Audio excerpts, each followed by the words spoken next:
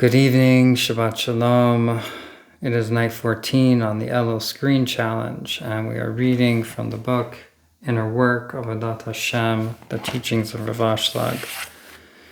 Page 23. There is no such thing as being aware of something bad in ourselves and not being able to overcome it. If we do not succeed in overcoming something, that means we do not realize how bad it is. Very interesting teaching.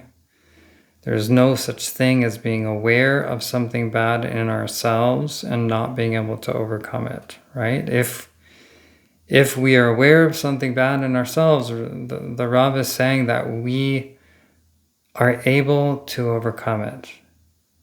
If we are aware of it, we're able to overcome it. And if we do not succeed in overcoming something, that actually means we do not realize how bad it is, right? Because he's saying that if we realized how bad it is, if we're actually connected to how bad something inside ourselves is, that in itself gives us the power and the capacity to overcome it. Because it's the realizing how bad it is only due to our capacity to be connected enough to the divine, connected enough to our true purpose in the world, the true purpose of being alive in the world. And because if we are at that level that we are so connected to God and connected to the true purpose of being here, then that in itself gives us the power and the capacity to overcome something, quote unquote, bad in ourselves, something that disconnects us or something that is in the way of realizing God's presence in the world and our purpose in the world, something that keeps us from being givers and keeps us addicted to being receivers. If we actually realize how bad it is because we are in connection with Spirit and the light, that gives us the power to overcome it. Beautiful, beautiful teaching.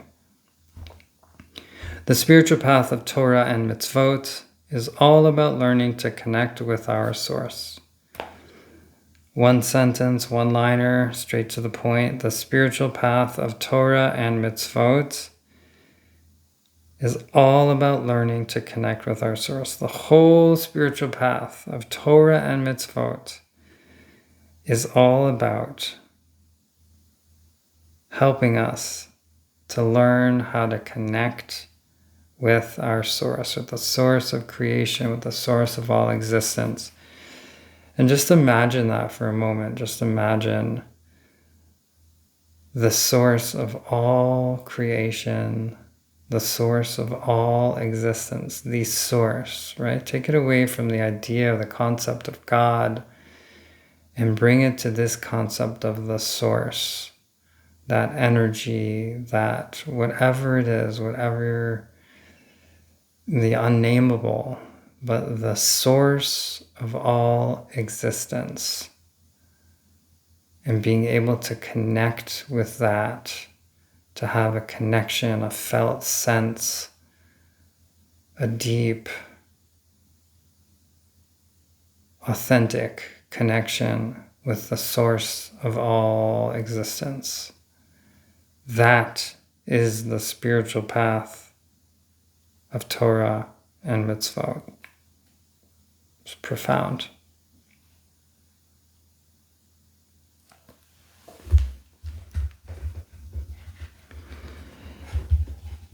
Next passage. It is in our hands.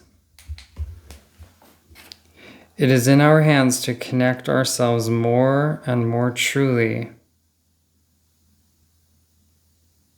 to truly spiritual people and the holy books written by these people. This increases the spiritual light shining in our souls.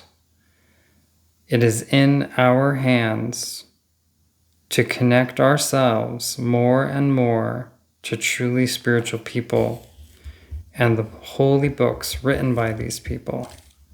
This increases our spiritual light. This increases the spiritual light shining in our souls. Again, not much to say, just that it's in our hands. It is, it's in our capacity. This is kind of like saying like this is what we have the power to do. We have the power. We have the ability or the duty or the responsibility. It's in our hands to connect ourselves more and more to truly spiritual people, to people who are connected to the divine in an authentic and humble way, and to the holy books written by these people. This is what we can do, right? If you want to know, what can I do? Well, this is what you can do. Connect yourself to truly spiritual people and to the holy books written by these people. This in itself increases the spiritual light shining in our souls. By being close to them, by being connected to truly spiritual people, connected to the divine and to the books written by these people, this increases the spiritual light automatically shining in our souls.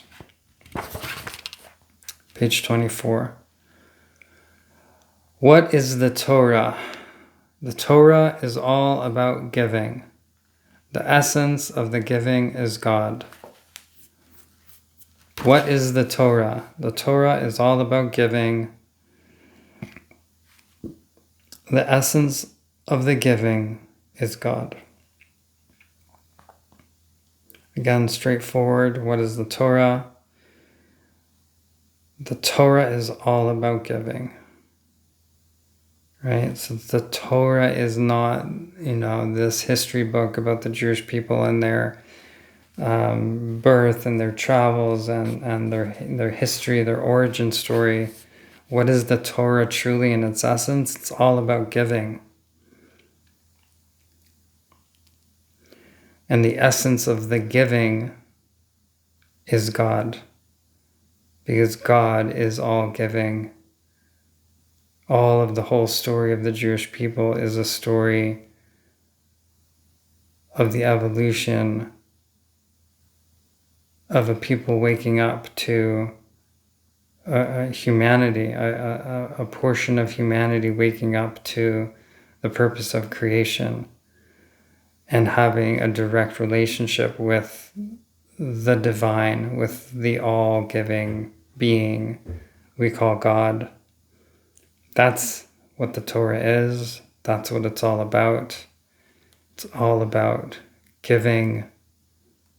And the essence of that giving is God. God is the source of creation, the source of existence. God is only giving.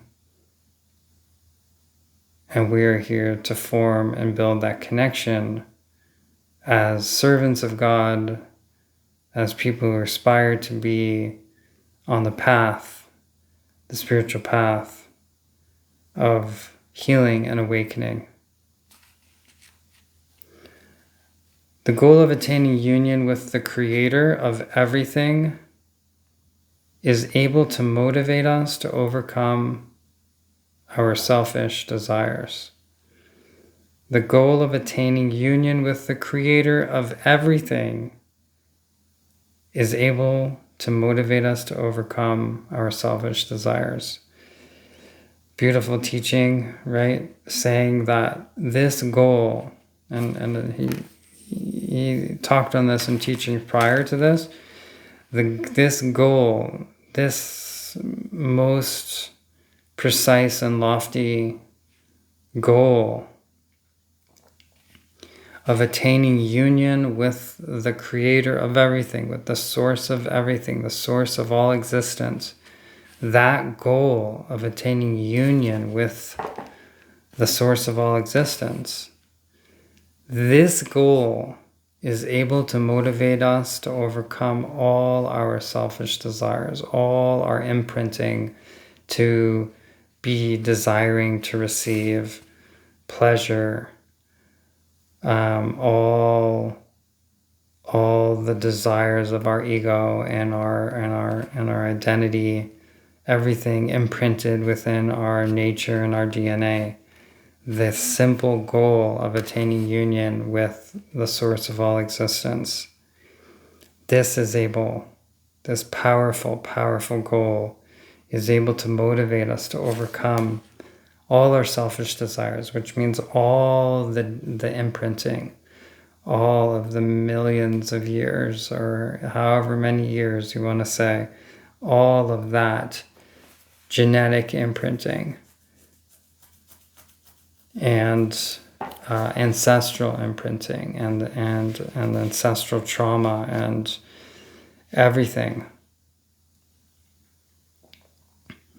This goal gives us the ability to motivate, to be motivated to overcome all of it.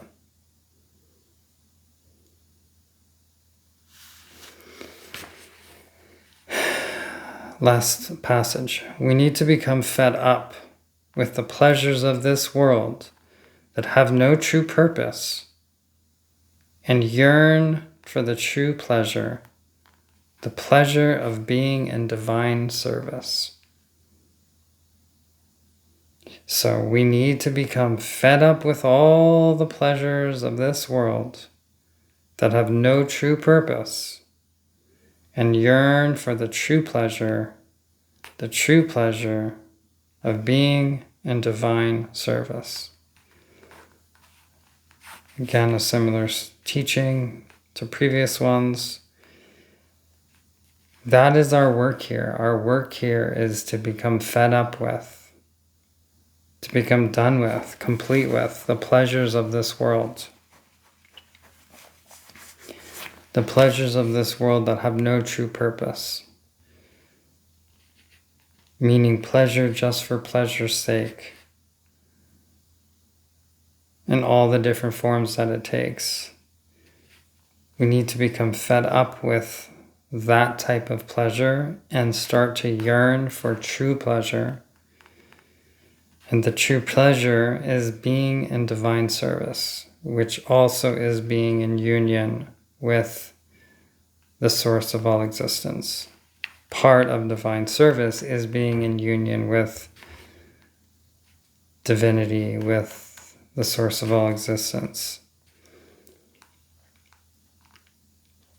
And that is, again, as Rav Ashlag says over and over and over, that is the greatest pleasure, the pleasure beyond measure, is being in union with the divine and from there being in service to the divine. It's the same thing. It's the same thing. Because being in union with the divine is the purpose of creation. So it is thus being in divine service. And being in divine service, we become givers. We become givers by being in union with the divine. You can't be in divine union and not be a giver. The two are not, they're synonymous with each other. It's not possible to be in divine union and be a taker. Okay, hope you enjoy the teaching. Shabbat Shalom. Have a wonderful night, and we'll see you tomorrow.